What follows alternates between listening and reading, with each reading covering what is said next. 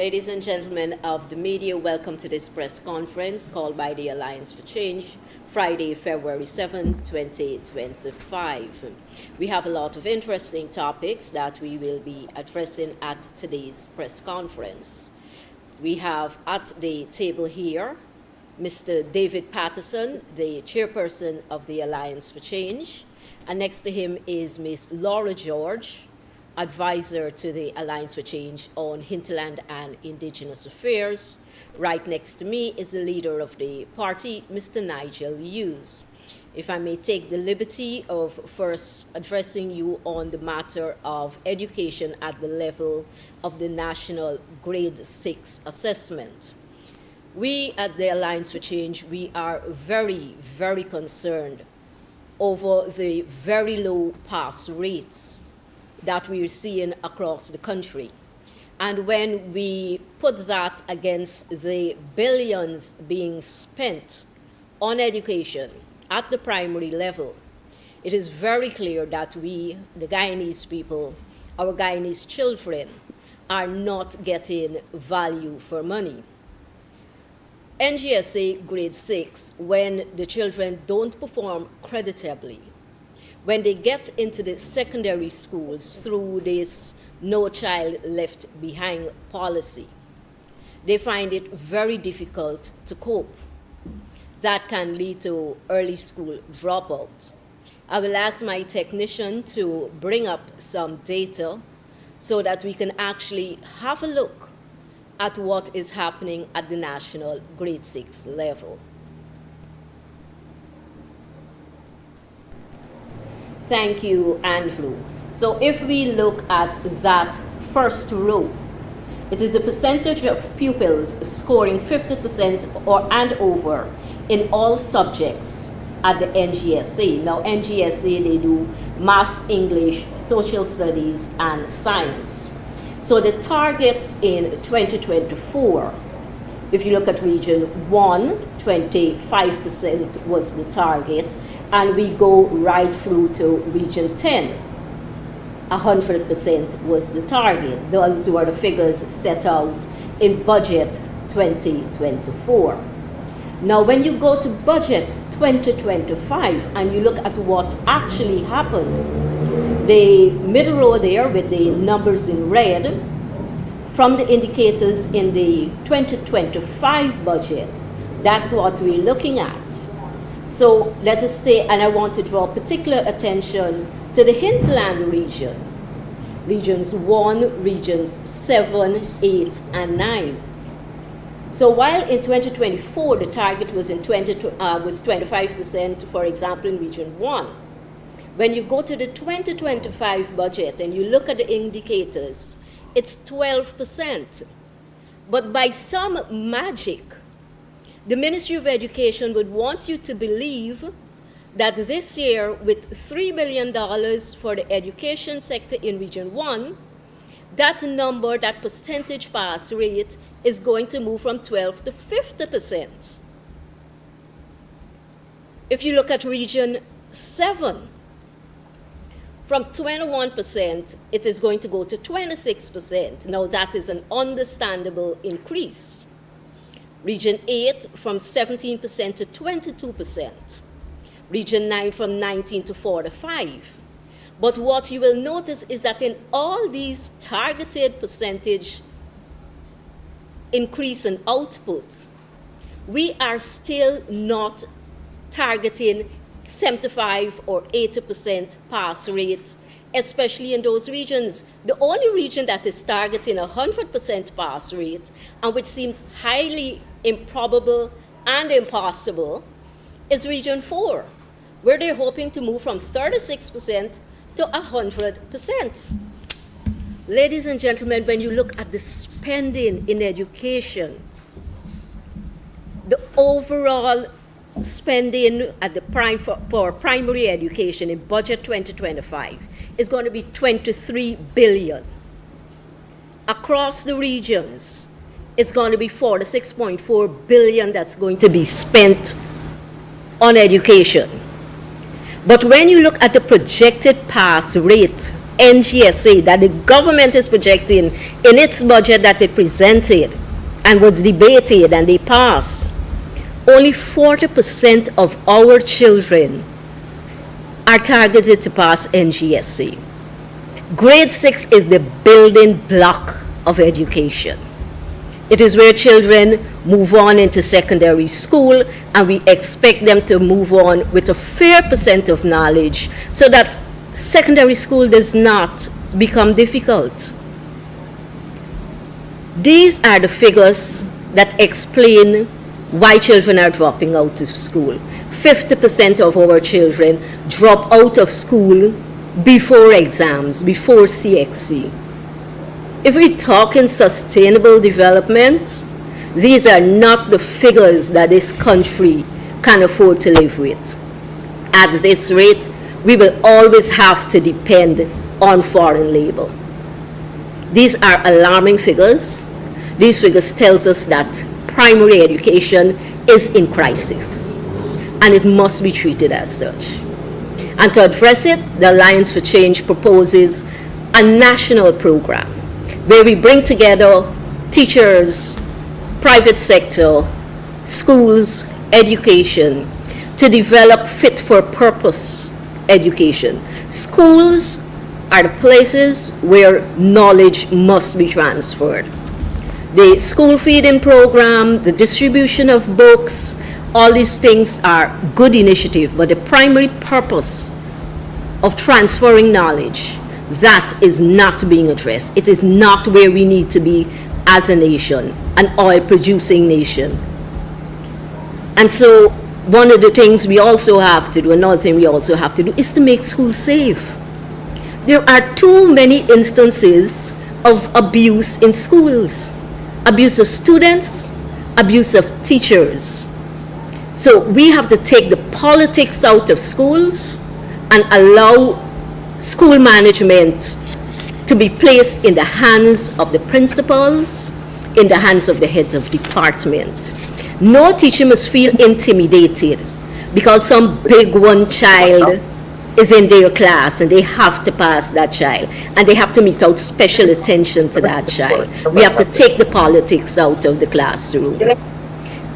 Most importantly, we have to have a system where the brightest of our people are encouraged to get into teaching. Those very children that we applaud and we're very happy for when they get 16, 17, 18, 20 plus subjects, we have to find a way of encouraging them to get into teaching. We have to incentivize teaching, especially in the hinterland regions, where people want to go into the hinterland and teach. Our young people must see teaching as a career, not a stepping stone. Ladies and gentlemen, I urge you, look at these figures, look at the data, because it is the future, our future, that is in jeopardy.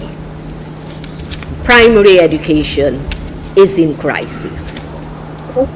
I will now ask Ms. Laura George to make a statement, and she will be addressing the Amerindian Act. Laura?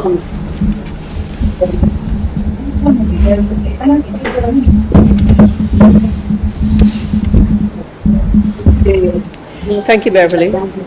Good afternoon, everyone.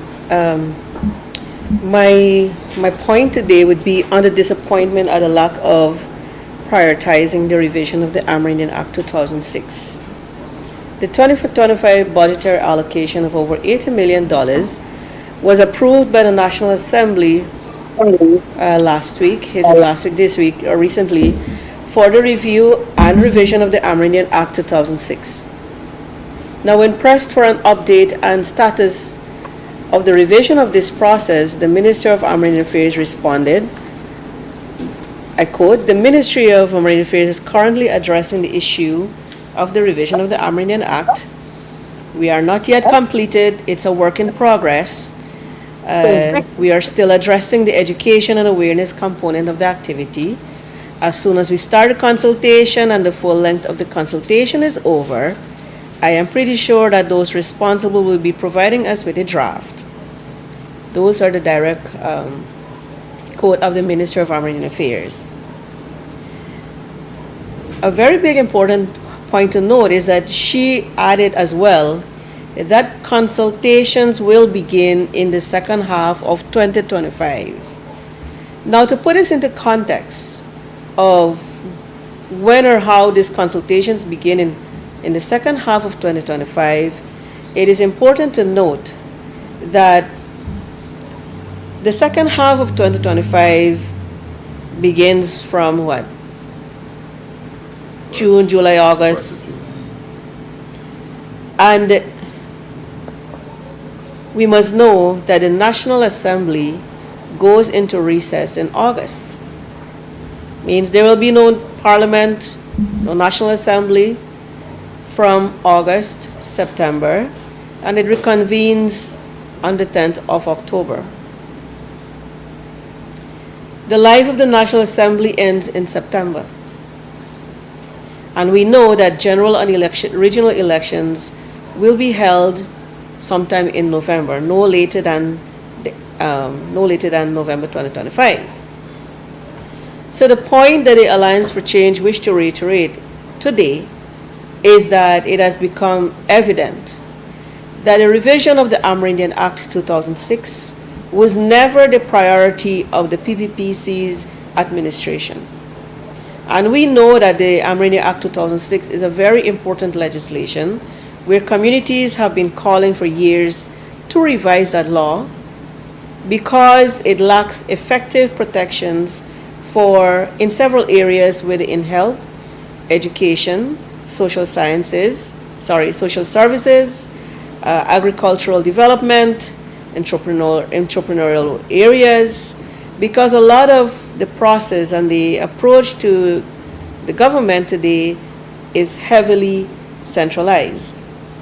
In addition, the Amerindian Act revision needed to take place to empower indigenous governance that it is not easily undermined, which has been taking place in a very, very active way under the PPPC.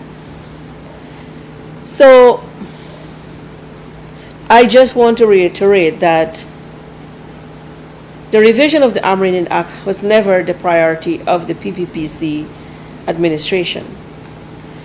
In every year when the Amerindian Heritage Month is being launched, you would hear the President of Guyana, President Irfan Ali, would announce a commitment or a promise, not a commitment. They have been making promises to revise the Amerindian Act 2006. In 2022, the Ministry of Amerindian Affairs announced that a technical committee will be established to overlook the revision process. To date, there is no public information on the terms of reference for this body. There is no public information or reports coming from the committee on the status of the revision process, other than to hear a statement coming from the Minister or Ministry of Amerindian Affairs. So whilst there has been reports of training of facilitators, visits to communities to say that there is an awareness session which have been limited to about 3 hours, 4 hours in the communities, one must note that many communities actually need more time to have awareness sessions, to have open spaces where they feel comfortable and free to make their recommendations. More importantly, we would like to note that there has been prior work. During the APNU AFC coalition years, there was collective work, a lot of important work done where awareness was done with communities, recommendations gathered from these communities, and especially via the bodies of the district councils, recommendations which were submitted to the AFC APNU administration, which were resubmitted to the Amerindian Affairs Minister Pauline Sukai. But at this point in 2025, to be told to make a public statement that consultations will begin in the second half of 2025. And as I said, when the National Assembly goes into recess in August, so nothing happens and reconvenes sometime in September, when exactly are consultations going to be held? When exactly then will this be tabled in the National Assembly for its first reading, or any draft, will be tabled for its first reading, second reading, because we have elections coming up? What I will say is that the AFC commits to advancing effectively and urgently the revision of the Amerindian Act of 2006, because in Guyana's ever-growing economy today, there is need for urgent look into and protections into inclusion of indigenous peoples in the national development and priorities today. Thank you. Thank you, Laurel. Mr. Patterson.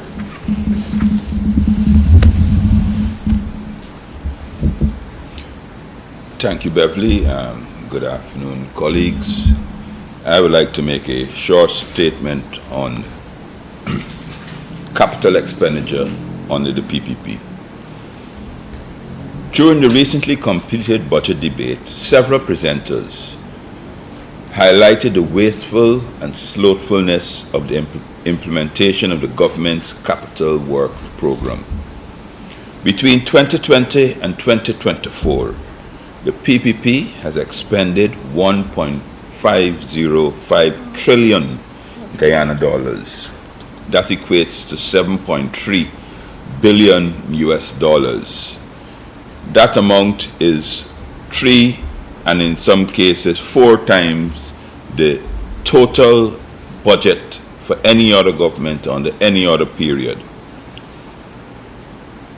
Total combined budget, current and capital. In 2025, another 737 billion Guyana dollars, or 3.55 billion US dollars, is earmarked to be expended. While some work could be seen, and we do acknowledge that, particularly in the repair and upgrades of internal roads, the question has to be asked: has the country received value for money after the expenditure of 7.3 billion US dollars in the last 4 years? All of their so-called transformational projects are incomplete, yet they continue to spend taxpayers' money with reckless abundance. The recent announcement by the Prime Minister that the earliest completion date of the Gas to Shore project is now November of this year, 2025, should be cause for concerns to the citizens and is a clear indication of how badly managed this project has been.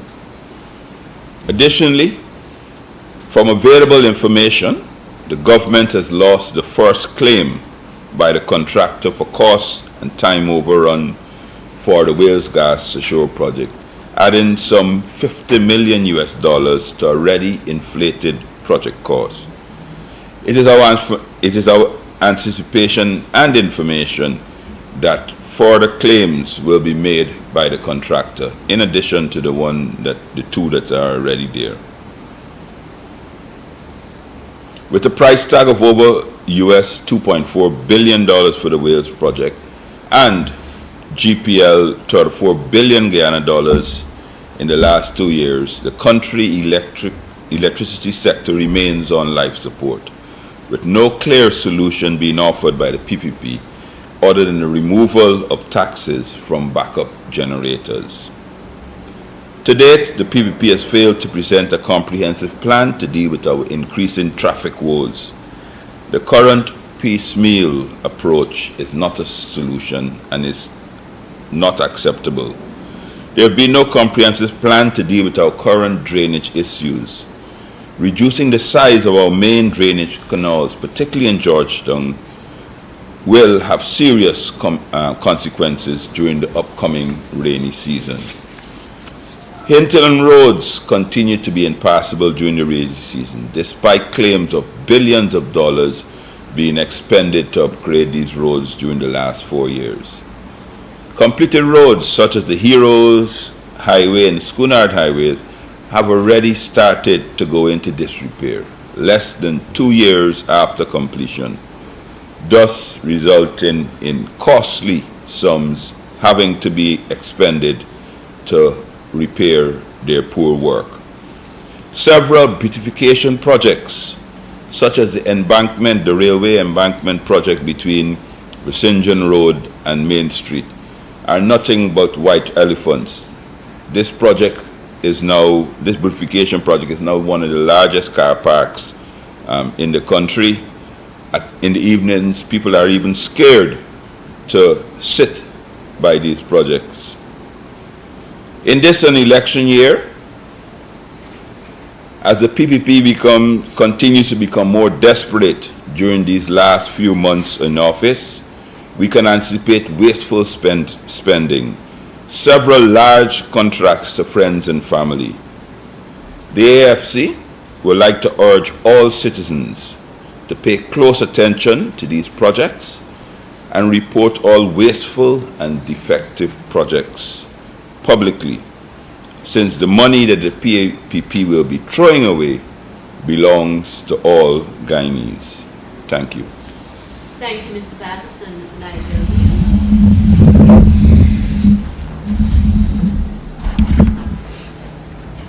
Good afternoon, members of the press. Good afternoon, Dr. Jagdew. I'm sure you're going to be paying keen attention this afternoon, and I welcome you to our press conference. During the course of the last weekend, there surfaced in social media evidence of the acquisition of 2 properties in New York by the Chief Executive Officer of the Central Housing and Planning Authority. They also surfaced during the course of the last weekend the fact that the Central Housing and Planning Authority had transferred lands to 2 persons. The first one was a company owned and represented by Mr. Ed Ahmad. The value at which those lands were transferred were below the official market value. And so they immediately arose a very serious question about whether or not there was a quid pro quo between the acquisition of property by the CEO of CHPA in New York from a company that is owned by the son of Mr. Ed Ahmad, and the transfer of lands to a company represented by him. You will, of course, recall that Mr. Ahmad had got lands in Lenora. The second issue was the transfer of another piece of property in New York in Liberty Avenue from a Mr. Baldio to the Chief Executive Officer of CHPA. And of course, Mr. Baldio flew to Guyana for the purposes of giving an interview, and during the course of that interview, he admitted that he had acquired land along the Heroes Highway. We said then, and we repeat now, there is a need, and we strongly demand a full inquiry into all the lands that have been allocated along the Heroes Highway and also along the at Ogle. In 2022, the government of Guyana commissioned a survey, and I will just read the extract from the survey which deals with the purpose. Item 6 of that survey says, the purpose of the survey is to facilitate conveyancing to the Central Housing and Planning Authority all surveyed blocks save and except blocks 24 to 34, Block R1 and Block R2, which is to remain under the control of Guyana Lands and Surveys Commission. The plan is here, and it is all the properties that are captured on this plan which are transferred and have been transferred to CHPA that we request and demand a full explanation of the process by which the beneficiaries were identified, selected, and what is the criteria used in relation to that. The same applies to the Heroes Highway. At yesterday's press conference, the Vice President sought to distract the media by suggesting that I had acquired 75 acres of land on the left bank of the Essequibo River, which is the western bank of the Essequibo, in the vicinity of Groat Creek. I want to do two things here, and he also said that I was a director or secretary of both of companies that had acquired land in the Plantation Ogle area, in the vicinity of the Exxon new headquarters, and also somewhere in Earl's Court. I wish to address both my participation and secondly, what the procedures are in both cases. I want to commence by saying I absolutely welcome and encourage a full investigation into my acquisition of lands on the left bank of Essequibo River in the vicinity of the mouth of the Groat Creek. I also welcome a full investigation into any role I might play with any company that acquired land in the Ogle area. But at the same time, it's not a prerequisite. I would urge that investigation into the acquisition of lands by all those persons I've just identified on that survey, land in the Ogle area, and also land on either side of the Heroes Highway. If we are going to create a modern, democratic, equitable Guyana, all these things should come to light. Now, in relation to the lands on the left bank of the Essequibo River, which I acquired, back in January 2016, there was a gentleman called Mr. Simon Monroe who occupied and had been farming in that area. I entered into an agreement with him. The agreement was dated the 28th of January 2016, and I purchased 50 acres of land from him on the left bank of the Essequibo River for the sum of $2 million. At the time of the acquisition, he had not yet acquired his lease. He had been in occupation, and he had been waiting on Guyana Lands and Surveys. I then immediately, on the following day, which is the 29th of January 2016, went to Guyana Lands and Surveys and paid them the fee for inspection of the land. And that document is posted on my page, and that document is here. They accepted the fee. It was $20,000 per 25 acres and $1,500 filing an application fee. After that was done, they came, they conducted the inspection, perhaps maybe a year and a half, I can't remember exactly when. I then, on the 24th of October 2019, just for a point of reference, in 2016 when the inspection was done, there was no confidence vote. There was no suggestion that this was a transaction that was anything other than an above-board transaction. And the only reason that the application was made to the Guyana Lands and Surveys Commission was because it was a lease. And they have to come and conduct the inspection, and they have to make sure that after it is surveyed, it is properly described. In 2019, on the 24th of October, the Guyana Lands and Surveys issued me a notification of approval of application for state land. That approval had 4 conditions. One of them was that I had to present the receipt. 2, that I had to recruit the services of a surveyor. 3, that the approval did not give me permission to commence occupation of the land. And 4, if I didn't reply in 2 months, then I would lose the land. I complied with those provisions, and then on the 19th of March 2020, a provisional lease was issued in my favor for the 50 acres. Since then, I have been writing, attending, asking the Guyana Lands and Surveys to issue to me the actual final lease for the property. Every letter that we have sent to them, and there have been 4, and every visit that I have attended, they have refused to respond to either. We've got no response from the letter, and they have indicated that there's nothing that they can do. Unofficially, we've heard that they got a specific instruction not to issue lands to Nigel Hughes. I have been waiting since then. All the documents are there, and I welcome an investigation. I didn't go to Guyana Lands and Surveys or the Central Housing and Planning and say to them, oh, please, can you give me some land for this specific project? This is a project for agricultural development. I visited it. It has been surveyed at their request, and it remains provisional. As you know, since 2016, when I acquired this land, it was for the purpose of entering into a business venture with business partners, and they, of course, have long gone because they could not afford to wait, and we're almost 10 years, 8 years, for approval from the government for us to get a final lease in my favor. Now, the process is that you apply to the Guyana Lands and Surveys Commission. You have to pay an inspection fee. The purpose of that fee is for them to come out, inspect the land, identify where it is. They have to be satisfied that there's nobody else that owns that land. They have to be satisfied that the land is at a location which fits into their land use. And they have to be satisfied that it is okay for the state to consider leasing this property to someone. After that inspection is done, they then contact the applicant, and they say to the applicant, you have to conduct a survey. That survey, the purpose of that survey is so that you identify the land on a plan, which is then filed and registered with the Guyana Lands and Surveys Commission.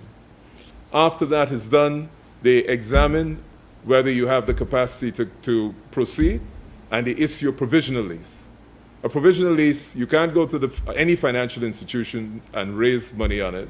A provisional lease cannot be transferred. The provisional lease just says that you are granted, essentially, permission to provisionally lease this property.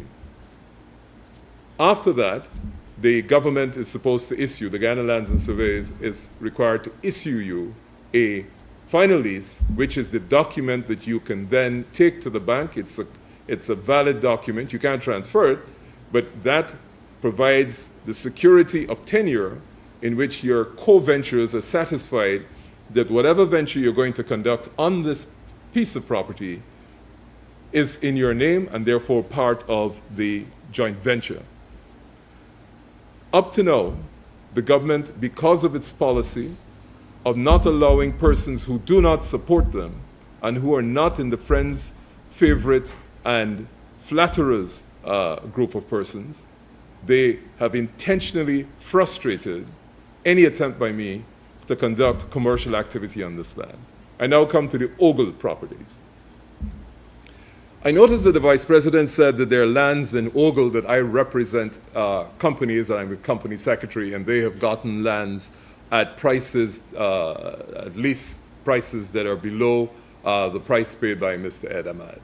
Permit me, first of all, to just indicate to you what the process is for companies. All the information, if you ever want to know information on any company incorporated in Guyana, you go to the commercial registry in Georgetown, you ask to see Company X, they will bring the file and will give you all the information you need. The date of incorporation, who the directors were at incorporation, who the current directors are, all the information is there. Every company in this country is required to file what is called an annual return, which says who the officers of the companies are and also who the shareholders of private companies are. All of that is publicly available, and I urge the press to go check that. The third thing, several companies, when they retain law firms in Guyana to incorporate companies in Guyana, require a couple of things. One is they require a registered address in Guyana. Most international investors, before they actually start business in Guyana, don't have a building. They don't have an office. And they ask and hire those law firms and enter into contracts with them for them to be the registered office of the company. And our law firm is the registered office for hundreds of companies. Secondly, because at the time of incorporation, many of those offices are overseas, they ask law firms to provide corporate secretarial services. In other words, the corporate secretary is the person who is responsible for keeping and generating all the records of the company, and that is a professional service that's offered by law firms. Our law firm provides that for several companies, both domestic and international, and quite often I am named as the company secretary. Similarly, in the directorship of companies, The traditional thinking is that on your board of directors, you should have maybe 5 essential areas. 1, your business development person. 2, an accountant or a person who has that skill. 3, a legal advisor who can advise the company or the directors on the board of their contemplated course of action. 4, marketing. And 5, depending on the nature of the company, the CEO who also sits on the board. So there are several companies on which several lawyers, and certainly myself, sit in the companies. The important thing about the company is not the company secretary or the director, is who owns the company. In other words, who are the shareholders. I am not a shareholder of any company. I repeat that again. I am not a shareholder of any company that has been awarded lands in Ogle, in Earl's Court, or anywhere else. The negotiations that take place between foreign investors and the government in relation to lands that are leased in that area in Ogle are negotiations that are not conducted in my presence. They are conducted between the shareholders and the investors and the government of Guyana. And in those circumstances, I noticed that the Vice President did not identify the name of the company that he's speaking about. But I am more than willing to undergo any investigation, but more importantly than that, since these are national lands that are being given out under licenses of occupancies and other legal documents, let the country of Guyana know who has been awarded their lands, what rates they have been awarded, what have been the conditions under which those lands have been awarded, so that all of us who are citizens of this country and are entitled to know. Let them investigate, and I encourage them. Is Nigel Hughes a shareholder in the company? Is he a secretary? Is he a director? Did he participate? Does he own any company that took advantage of this? Did he approach the government to get any contracts? I am more than willing. I encourage that. And in the spirit of transparency, I say to the Vice President, join me in setting up this investigation, making sure it deals with Nigel Hughes. That seems to be your concern at the moment, and I'm happy that I occupy so much space in your mind.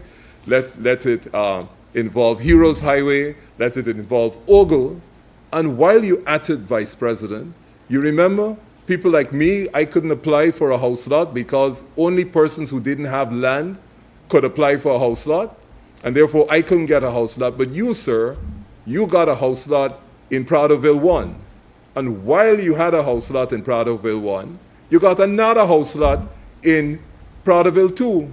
But unlike the rest of the people who had to go into already developed neighborhoods, you had the whole of Prattville 2 designed specifically to suit you, so you can sit down on the waterfront, beachfront property for your second state-assigned property. So I welcome that investigation.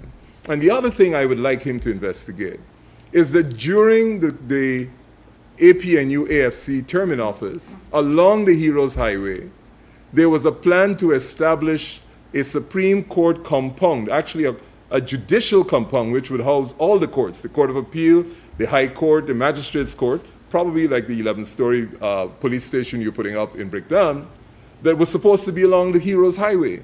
That made perfect sense, because if anybody is trying to park anywhere near the Supreme Court, you got to circle 4 times and you still don't get parking.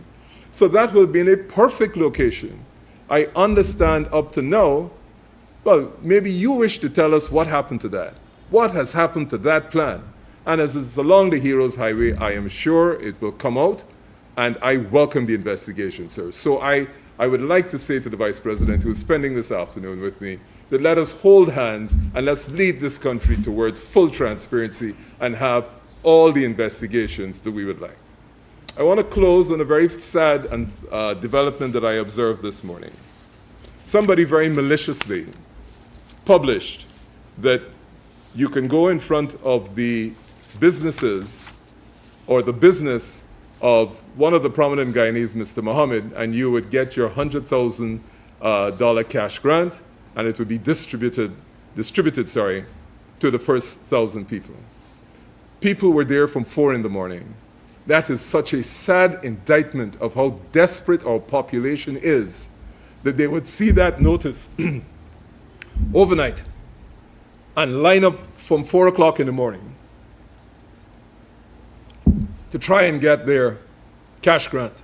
And this was a joke. Somebody thought that this was funny, that they could prey upon the sad, tragic, and poor circumstances of our citizens, play upon their emotions in some sort of macabre joke to have people line up outside the business premises of a citizen who hasn't announced that he's getting into politics, but merely has gone on social media and made some comments, and leave that very precarious, dangerous situation of people speculating. It is completely unacceptable. It is to be condemned in the strongest possible terms, and we respectfully urge the Guyana Police Force to immediately conduct an investigation of who would so mislead our suffering people that will cause them to go out there in desperation to collect a cash grant at 4 a.m. I thank you very much. Thank you, Mr. Hughes. Ladies and gentlemen, we will now entertain your questions. Of course, we ask that you comply with the usual courtesy of identifying yourself and the agency you represent. I see Demerara Waves.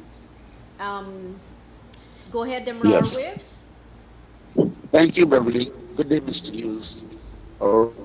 Sir, could you say how long did the gentleman, I think his name is... Sorry to interrupt you, Dennis, was the but I'm leaseholder getting some prior to feedback. How long? their application for the transfer? And secondly, I'm actually... I've tried to repeat the question. Yes, Mr. Hughes, can you say how long ago did the previous leaseholder have the land prior to your purchase, Simon Monroe? How long did he have the land before? And secondly, Sorry, I just want to confirm. You're asking me how long Mr. Monroe had the land before I purchased it? yes, Council. I couldn't say how long he was there. I certainly went and inspected and saw him occupying it, but I couldn't say how long he's there. Oh, okay. And did he give you any reason why he did not have the lease? Why the lease was not provided to him? He said he'd been frustrated. He'd been waiting and waiting, and he had not gotten it. And if I recall correctly, he either wanted to migrate or some relative of his wanted to migrate, and he needed the money. Okay. And secondly, Mr. Hughes or Mr. Patterson, we're hearing as of yesterday that the total number of persons who have registered for the cash grant is about 600,000. In the context of concerns about the blow to the electoral list, does this offer you any degree of comfort that the list may not be that bloated as you may think? Dennis, that is absolutely news to us. First and foremost, the census has to come out, and that will be the basis on which anybody could make a determination. Secondly, every single region, our vice chairman reported that his father-in-law went to collect his cash grant, and while he's there, his deceased wife, this is our vice chairman Michael Carrington, you could follow it up. His deceased wife who had passed away 3 or 4 years, her name was there, his own wasn't. So when you see numbers like 600,000 persons registered or 600,000, you have to take it not only with a pinch of salt, you have to take that with a bag of salt. What I do think, Dennis, is happening is that they would say they want to cut 600,000 checks. And then obviously what we have to interrogate is who they're going to. But that number definitely does not, that number they're saying that they're using their, I can remember our member of parliament, Rita Fernandez, posted and confirmed and stood up and confirmed it. I think even to you, Mr. Demerara Wave, that she was there and several citizens who had died, names were on the list. So I don't know why we're going to be taking that number as an indication of our voting population. Absolutely not. Okay. If I may add to that, Thank you. Dennis, if we use If we were to use the data, the information provided by the Honorable Prime Minister during the budget debates and examination of the estimates, about 120,000 persons received their checks in 2024. And about another 300,000 persons, I think he said, are being catered for in 2025. So clearly, they're just about 150,000. 415 total. Yeah, that just magically appear. You look at education figures, you look at cash distribution figures, and clearly somebody in the government maybe have some kind of magic wand that they just ain't pressed to pass here. Take these numbers and go. The numbers just don't add up. I'm going to take Mr. Branham, who is Granham, sorry, from Starbuck News, who is here with us, and then I will return to those online. Mr. Granham. Good afternoon, Dr. Branham from Starbuck News. I have about 3 questions. Can we take 2 and then we'll come back to you? Sure. Firstly, Mr. Hughes, are you at all worried that these lands that you said you're getting a hard time, it has been 8 years now, and you haven't been given the lease? You haven't been given the... I haven't been given the final lease. Right, the final lease. Are you at all worried that these lands might be repossessed? Also, and if there are, what steps do you plan to take? Also, does the AFC plan to liaison with any U.S. lobbying firms as general regional elections are on? In relation to your first question, if they don't grant it to me, I'd have to retain counsel to advise me. I can't advise myself as to what action will be taken, but I certainly think that there will be action taken in that regard. It's been 8 years. I can certainly say that the unofficial information that we have gotten is that not only for these lands, but for several lands, anything that comes up with my name or any company that has my name anywhere associated to it must be blocked. And I can give you an actual example of that. There's another parcel of land where I've applied for a change of use from agriculture, because it's now in a non-agricultural location, to commercial, and they've refused. In relation to the lobbyist question, as you know, we're struggling in Guyana right now for funds. We're not like the PPP who says that they don't need any money at all. We are hoping to raise funds, and whenever we raise those funds, we will use them as effectively or most effectively where we think they will help us in getting into office. Thank you, Mr. Hughes. We will now take Mr. Jones from Live Wire News, and that will be followed by Musa, Anasa Williams, and Adam Harris in that order. Mr. Jones, your question, please. Good day to you, Ms. Alert. I have several questions. Would I be able to ask more than one in this round? As Mr. Cabral did? Hello? Hello? Hello?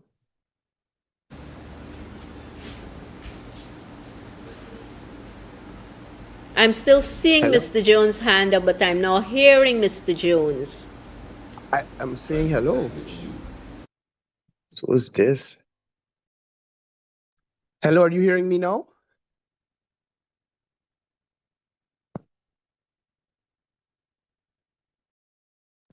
Jesus Christ.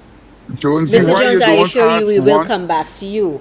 I've Miss been saying Musa? hello and not hearing me. Could you tell her, Adam, that I'm talking? Can you? Yes, we can hear you clearly now. Oh, good. Oh, yes, I was saying hello. And I don't know what's going. Anyway, so my first question is, Mr. Hughes, it has come to my attention that Mr. Simon Moore, the guy who you said you purchased the 50 acres of agricultural land from, does not have a lease. In fact, my investigation has revealed that he, in fact, squatted on 2 acres of land in that said area you spoke of. Are you aware of this, sir? Land from Simon Moore. I bought land from Simon Monroe. And two, Monroe, whether my he bad, was sorry, Monroe. squatting or not, I wouldn't know. Whether he's squatting is really irrelevant to the process, because at the end of the day, I still had to go to Guyana Lands and Surveys. I had to apply to them, and they went through the process. So whether he was squatting, wasn't squatting, whether he was squatting for 20 years, 2 years, squatting on 20 acres, none of that was relevant to the considerations of the Guyana Lands and Surveys, because we paid the inspection fee, they went out to inspect. So you may want to ask them what they found when they went to inspect, because they got paid to go and inspect. So I'm sorry, I couldn't speak to you as to whether or not he was squatting on 2 acres, 1 acre, and had been there for 10 years or 15 years. $2 million off of me for free. So be it. My next question is to anybody on the panel. Is there any update on the party's promised internal review of the 2020 elections? That review is going to start. We are gathering information. We are going to fix a date.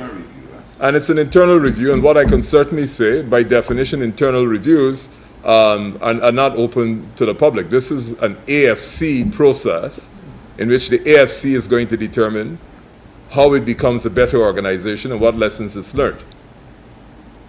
Thank you, Mr. Hughes. Musa? Yes, good afternoon.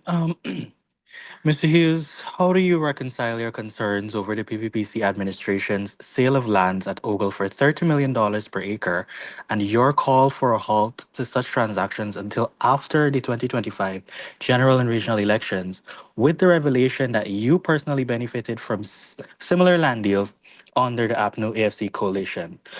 But specifically, how do you justify acquiring land while that government was in caretaker mode as ruled by the CCJ and facilitating the sale of 20 acres at Ogle to a Trinidadian company for $26 million per acre, an amount which is lower than the current $30 million per acre? You must have missed my presentation. First of all, like I said, 2016, 30th of January is when I went to pay for the inspection fee. There was no caretaker government then. That is when the process started, the 30th of January, 2016. That is what, 2 years, almost 3 years before the no confidence vote. The process, the inspection conducted by the Guyana Lands and Surveys, the survey, all those things happened long before. So to say that I benefited from some sort of special arrangement during the caretaker period is incorrect. This started in January 2016. Plus, this land is what we colloquially call bush, heavily forested. There's no road access. I think he's talking about Ogle lands. And in relation to Ogle, the Ogle lands, again, I welcome, first of all, I don't know why they don't call the name of the company. I represent several companies. I'm company secretary for several companies, so I'm not sure which Trinidadian company it is. Give me the details. But what I will say is I have never participated in any negotiation for any transaction for any land in Ogle. And if you have that information, please take it to whenever they have the inquiry. If they want to start the inquiry Monday, I am ready to start Monday. If they want to start it tonight, I am ready to start it tonight. But I am unable to say to you what went on in the transaction. I can't tell you why a Trinidadian investor would get $10 million an acre. What I will say is that I will not be curtailed from criticizing in my personal capacity and also in my capacity as leader of the Alliance for Change because there's some suggestion that somebody got land at below the market price. The chips have to fall where they may. And that's why we ask for an investigation. Thank you, Mr. Hughes. Anassa Williams?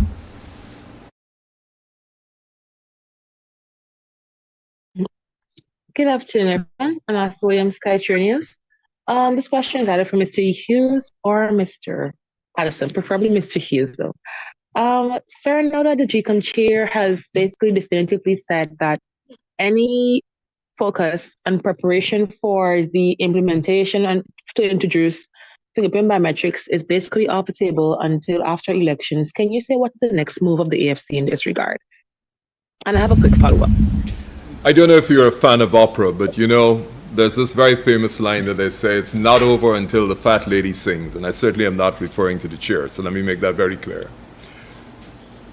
The present position is GCOM says that biometrics and fingerprints are probably off the table. But that, I don't believe, is the final position. We believe, and we are undertaking efforts to speak to all the Friends of Guyana internationally. We are going to continue to provide evidence that biometrics can be, fingerprints can be harvested in less than 3 months, and that the process is possible. We are so concerned about the future stability of this country that we believe any independent means to verify the integrity of the results when announced by GCOM should be pursued. And we will continue our efforts to make sure that biometrics as an independent verification of the results announced by GCOM are pursued.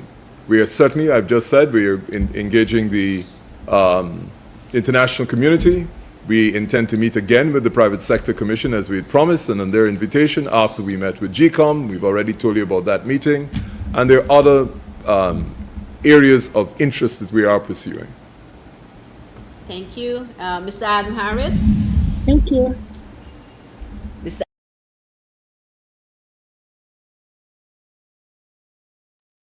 You calling me? Miss Alert? All right. I'm going to ask it anyhow. Mr. Hughes, I'm sorry that you got to be in the spotlight over land dispute when there got so many others who get and nobody asking them nothing. But you know, this always happens when y'all are in the forefront. My question is to Mr. Patterson. Sir, in your opening statement, you said that you noticed that another 50 million US dollars has been added to the gas to shore project by virtue of a decision in favor of one of the people who complained. Sir, could you give some details? One, the name, sorry, the name of the company that secured this judgment. I can't ask you to say why the government and make it public. And could you give some details of the protests that led, you know, including the cost overrun, sir? The name is Linseka CH4, and they are the firm that has been awarded a contract to conduct to install the gas plants and the LPG plant. The details of the first claim, there are two, and I understand there will be a third shortly, is that the conditions under which they tendered to do the foundations and do the proprietary work were not what they found on the ground, and they had to expend additional money and time to make the project feasible. And so they took it to arbitration. As you heard, the government has said they have 28 days to appeal it, or they took it to mediation, and after losing, the government has 28 days to appeal. I dare say, I do suspect that they wouldn't appeal, but the award was given, I think, on the 30th of January 2025. So we have until the end of the month to see what they will do. I've already on record as saying it out that as a professional in the construction industry for over 30 years, it is very rare. And I said this before, Adam, you can recall that when you have a claim for foundation work, when you now start, it's very, very rare that that the client can win. What it signifies is that the information that you would have given the contractor to bid on was defective. So normally we would advise clients to settle early before it becomes a problem, but of course our government, as the old people say, the air is hard. Thank you, Mr. Patterson. We'll go take our second round of questioning, starting with Mr. Lanham in House here. Grant.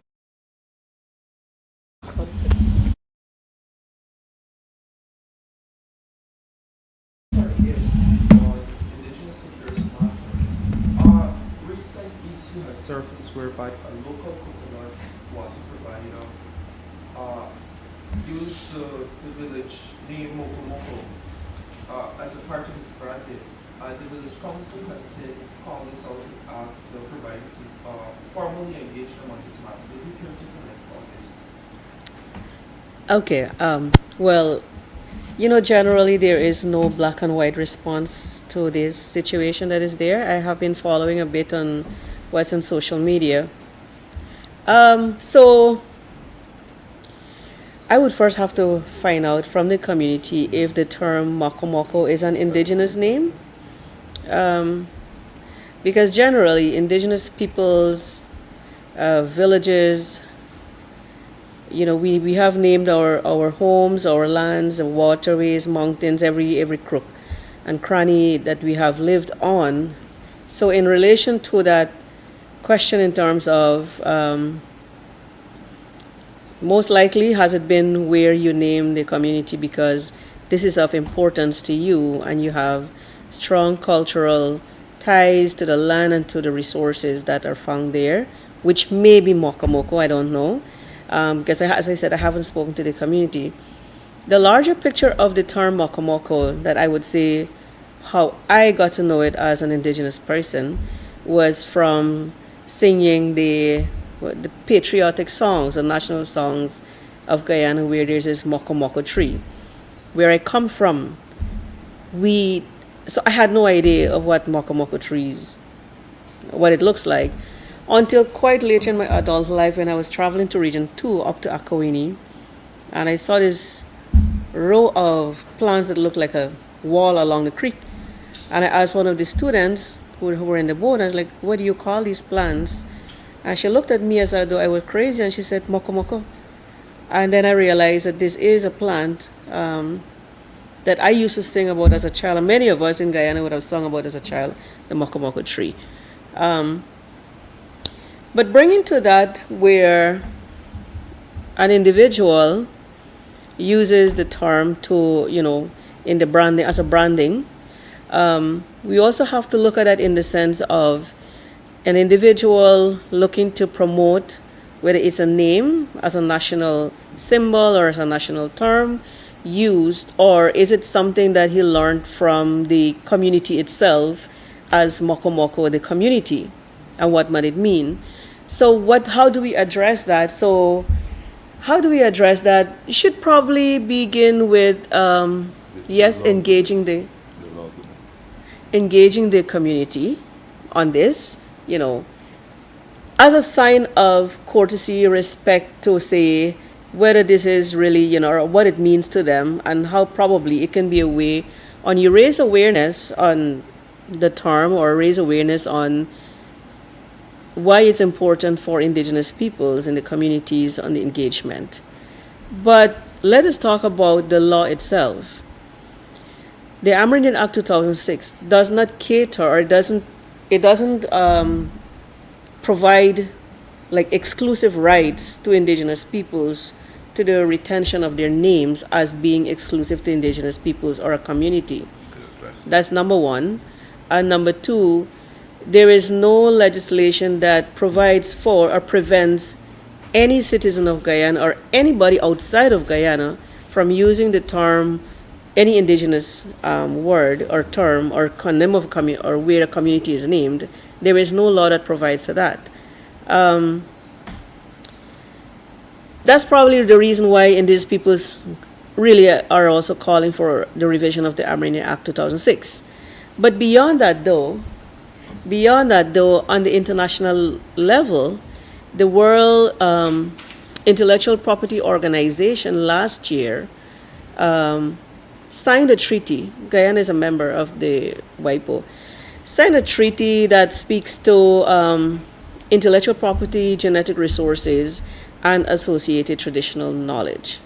So this is the first time that a treaty that addresses the relationship between intellectual property, for example, a name most likely would be an intellectual property of an indigenous people, not say to one indigenous person or a community, but to a people. genetic resources, because the moko moko in itself that I learned from the communities is one that is used to treat asthmatic cases. So its genetic resource and its use, and the traditional knowledge of the communities. Is it the traditional knowledge of indigenous peoples, or is it the traditional knowledge of Guyanese? Because we don't know where else we might find this in that. So it really is not a matter of whether the community is right or wrong, or the investor, the young man, is right or wrong in this. What we need is to have a common ground where we all can sit to say, all right, if this is how it impacts you, then let's go to sit down to say how we address this. So that would be the response. I just want to add, there's an act called the Geographic Indicators Act, which specifically deals with this issue of products and geography. The best example internationally is Champagne. Champagne is really is a region in France, but sparkling wine can come from any part of the world. But you can only call sparkling wine Champagne if it comes from Champagne, France. That's the example. So in terms of this product, there is a specific act, it's the Geographic Indicators Act, and normally maka maka, if it's specific to a geographic location, the person cannot use it to brand a product that has not come from that location. That's the first thing. The second thing, Mr. Patterson reminds me also from Scotch. Scotch can only come from Scotland. Scotch whiskey can only come from Scotland. But the second point I want to make in relation to that is this.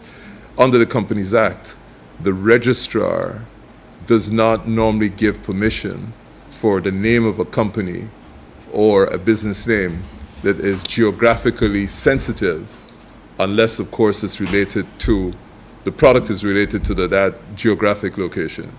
So I don't know, in this case where you gave the example, what the position is.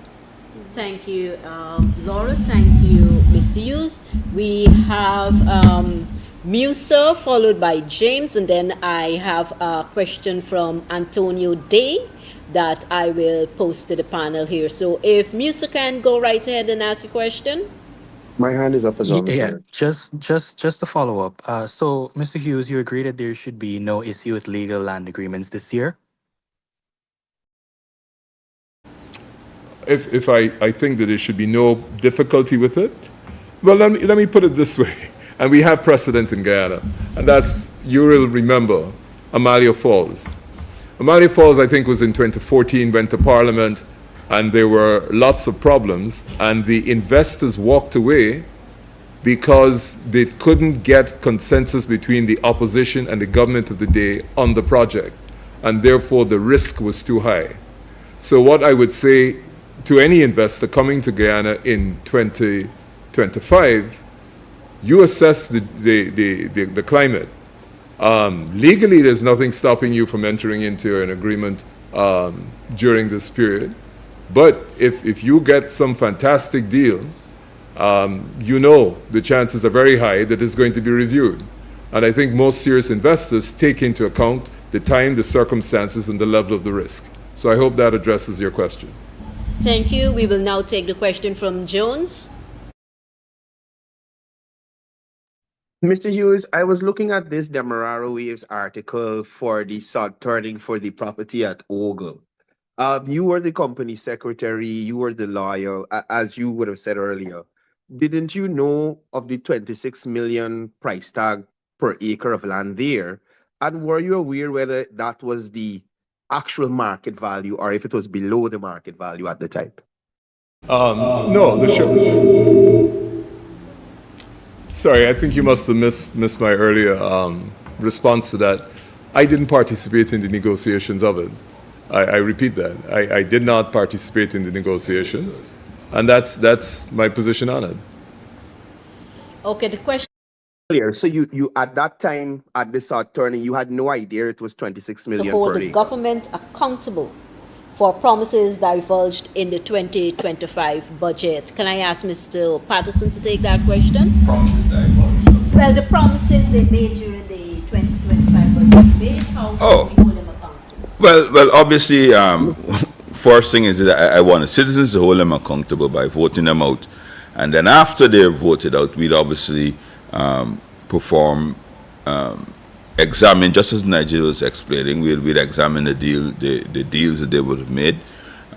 We would examine the projects they would award it to friends, family, and take whatever legal steps, if any, that is required. I want to reiterate, Antonio, that this year the government has budgeted 737 billion Guyana dollars, and it's impossible. And I could be on record, and I could show it out that you can record me. It's impossible for them to expend this sort of money other than to award contracts to their friends and pay incredibly generous advances. So what you will see is a lot of billboards, Antonio, and they would pay the advance. There will be a lot of contract signings and those things like that. And just as Mrs. Hughes explained that come the change of government to the end of the year, we will hold not only the government, but we will hold the persons that were the beneficiaries of these very generous deals accountable. So that's our forewarning. And I'm asking the citizens of Guyana, as they have started doing in 2025, to start recording and posting and informing us of all these deals you do. Every single day you go on to Facebook, they show you the poor performance that's being done. There are persons that are highlighting the friends and family contracts, and together with them, we will be able to hold this entire government accountable. And some of these projects, Antonio, you know that will not even start. I mean, they haven't even finished the first airport. Come on, and you're awarding a second airport. I mean, 2 to 4.5 years you go there and it's still working on the very first airport.